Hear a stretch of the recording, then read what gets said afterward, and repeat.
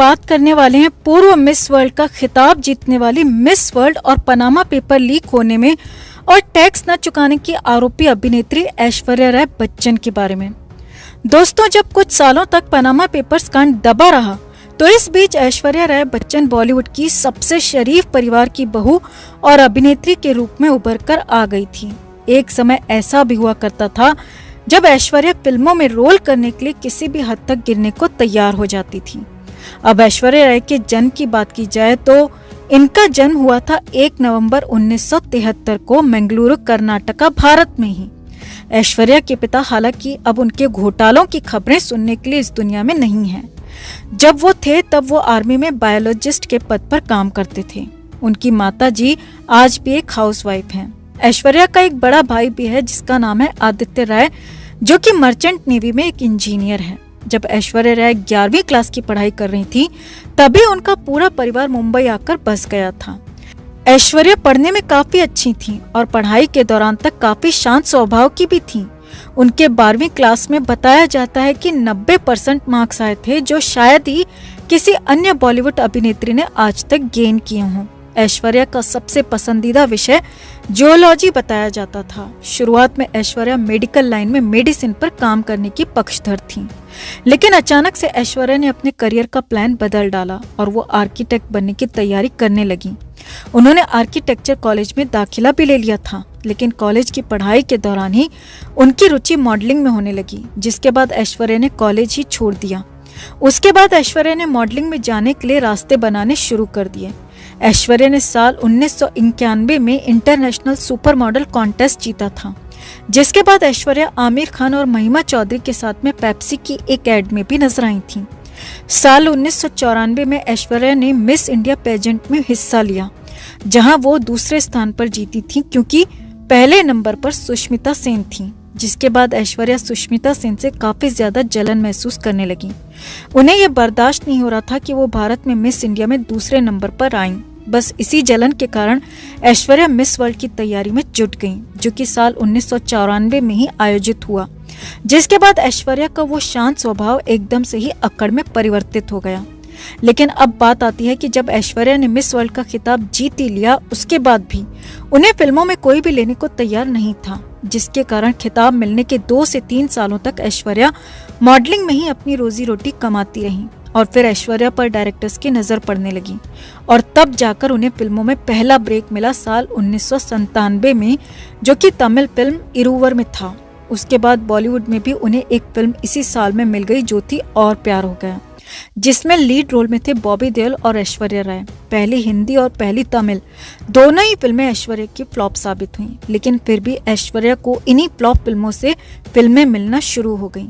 इसके बाद ऐश्वर्या ने तमिल और हिंदी में कई सारी फिल्में एक के बाद एक की, लेकिन कोई भी फिल्म सुपरहिट या सफल तक नहीं हुई। लेकिन साल 1998 में ऐश्वर्या की किस्मत मानो खुल सी गई। उनकी सारी फ्लॉप फिल्मों के बाद एक और पहली फिल्म जो कि हिट हुई वो थी जीन्स, और बॉलीवुड में सफलता मिली साल 1999 में आई फिल्म हम दिल दे चुके सनम से, जो कि अजय देवगन और सलमान खान के साथ थी। हम दिल दे चुके सनम फिल्म ऐश्वर्या के जीवन में कई मायनों में टर्निंग पॉइंट साबित हुई। एक तो इस फिल्म ने ऐश्वर्या को बॉलीवुड में स्थापित कर दिया था, और दूसरी और अहम बात जो थी वो ये कि इसी फिल्म के दौरान सलमान खान और ऐश्वर्या की प्रेम कहानी शुरू हुई थी। साल 1999 में ही ऐश्वर्या की एक और फिल्म आती है ताल, जो कि सुभाष घई की मूवी थी। इस फिल्म के बाद मीडिया में काफी बातें चलने लगी थीं, और उसका कारण था कि एक तो सुभाष घई और ऐश्वर्या के अतरंगी फोटोज मीडिया में आने लगे थे, और ये बातें भी फैलने लगी थी कि ऐश्वर्या ने फिल्म ताल के लिए सुभाष घई के साथ कंप्रोमाइज किया है। लेकिन ये बातें जितनी तेजी से उठी उतनी ही तेजी से दबा दी गईं, क्योंकि उसका कारण था सलमान खान। ऐश्वर्या और सलमान की प्रेम कहानी के 1 साल बाद ही इन दोनों के बीच में लड़ाई झगड़े की खबरें आने लगी थीं। इसके बाद फाइनली 2002 में सलमान और ऐश्वर्या राय का ब्रेकअप हो जाता है। जितनी खबरों में इनकी प्रेम कहानी नहीं थी, उससे कहीं ज्यादा सुर्खियों में इन दोनों का ब्रेकअप रहा। दरअसल ऐश्वर्या ने उन दिनों मीडिया में ये बयान दिया था कि सलमान खान ने उन्हें फिजिकली, इमोशनली और मेंटली हैरेस किया। उस समय ऐश्वर्या के चेहरे पर कई बार चोट के निशान भी देखे गए थे, और इसका कारण कहीं न कहीं ये भी था कि दोनों अलग अलग धर्म से थे। इसीलिए सलमान चाहते थे कि ऐश्वर्या उनसे शादी करके मुस्लिम बन जाएं और फिर वही काम करें जो सलमान उनसे करवाना चाहते हैं। इसीलिए ऐश्वर्या ने सलमान की मानसिकता को समझने में 4 साल का समय लिया और अंततः उनसे ब्रेकअप कर लिया। इसके बाद ऐश्वर्या का चक्कर चलता है विवेक ओबेरॉय के साथ में। विवेक और ऐश्वर्या ने एक फिल्म भी साथ में की, लेकिन अफसोस की बात है कि ऐश्वर्या विवेक के साथ भी सिर्फ 2 साल तक ही रही, क्योंकि ऐश्वर्या के विवेक को छोड़ने की वजह भी सलमान खान ही थे। विवेक ओबेरॉय ने एक प्रेस कॉन्फ्रेंस में खुलासा किया था कि सलमान खान आए दिन ऐश्वर्या और विवेक को जान से मारने की धमकी दिया करते हैं, जिसके बाद उन्हें अपनी जान बचाने के लिए अलग होना पड़ा। विवेक ओबेरॉय ने अपने बयान को सही साबित करने के लिए अपने फोन कॉल्स तक रिकॉर्ड के रूप में दिखा दिए। इस प्रेस कॉन्फ्रेंस का परिणाम ये हुआ कि ऐश्वर्या ने हमेशा के लिए विवेक ओबेरॉय से दूरियां बना ली, क्योंकि ऐश्वर्या ने विवेक के सामने शर्त रखी थी कि वो सलमान को लेकर कोई भी कॉन्स्पिरेसी खड़ी नहीं करेगा। लेकिन विवेक जब सलमान की धमकियों से थक गए, तब उन्होंने प्रेस कॉन्फ्रेंस में बिना ऐश्वर्या और अपने रिश्ते की परवाह किए सलमान की असलियत सबके सामने ला दी। विवेक ऐश्वर्या के पास्ट को भूलकर उनके साथ आगे की जिंदगी जीने के सपने देख रहे थे, जिसके बाद उस प्रेस कॉन्फ्रेंस के बाद आए रिएक्शन से विवेक पूरी तरह से टूट गए।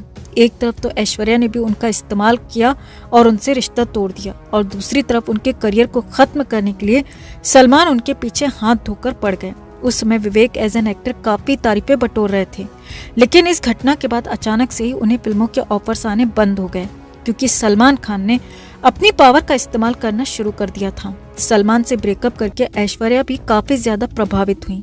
उन्हें भी फिल्मों के ऑफर्स आने बंद हो गए। साल 2002 में सलमान और ऐश्वर्या का ब्रेकअप हुआ और 2003 में ऐश्वर्या को कई सारी फिल्मों से निकाल दिया गया, जिसमें चलते चलते नाम की एक मूवी भी शामिल है। इस फिल्म में शाहरुख खान के अपोजिट ऐश्वर्या को रिप्लेस करके रानी मुखर्जी को लिया गया। साल 2004 और 5 के बाद ऐश्वर्या और अभिषेक बच्चन का अफेयर शुरू हुआ, जो कि 2007 में डिस्क्लोज भी कर दिया गया, क्योंकि 2007 में ही दोनों ने शादी भी कर ली। ऐश्वर्या राय ने अपने जीवन में इतनी फिल्में नहीं की हैं जितनी उनकी जिंदगी में कंट्रोवर्सीज रही हैं और आज भी हैं।